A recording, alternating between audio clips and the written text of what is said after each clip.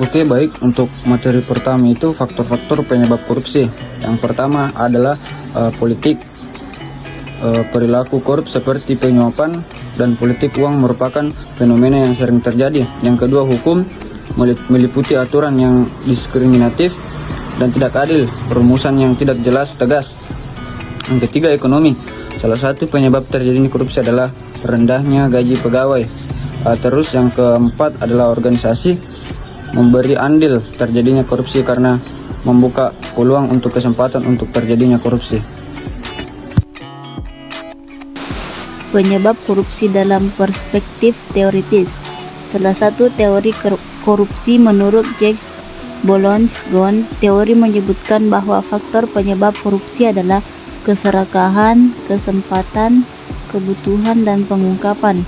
Keserakahan berpotensi dimiliki setiap orang dan berkaitan dengan individu pelaku korupsi. Baik, selanjutnya yaitu faktor internal penyebab korupsi. Yang pertama, sifat tamak atau rakus manusia. Manusia mempunyai hasrat besar untuk memperkaya dirinya, sehingga sifat tamak itu dapat menyebabkan sebuah korupsi. Yang kedua yaitu moral yang kurang kuat. Seseorang yang moralnya tidak kuat cenderung mudah tergoda untuk melakukan korupsi. Yang ketiga yaitu gaya hidup yang konsumtif.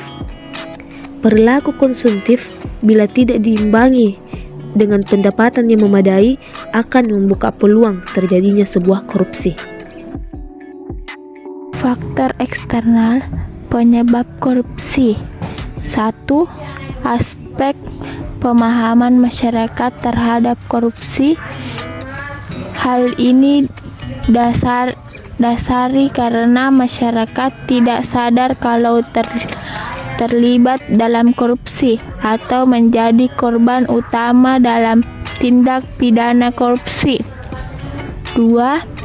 Aspek ekonomi, karena banyaknya kebutuhan untuk hidup dan merasa memiliki pendapatan yang kurang, sehingga ada sebagian orang yang nekat melakukan korupsi.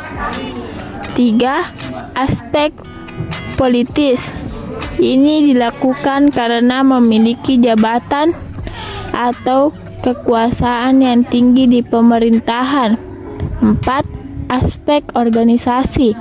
Biasanya hal ini akan didukung karena organisasi tersebut tidak memiliki aturan yang kuat. Corruption is a cancer that eats away at the citizen fight in the democracy, diminishes the instinct for innovation. Joe Biden.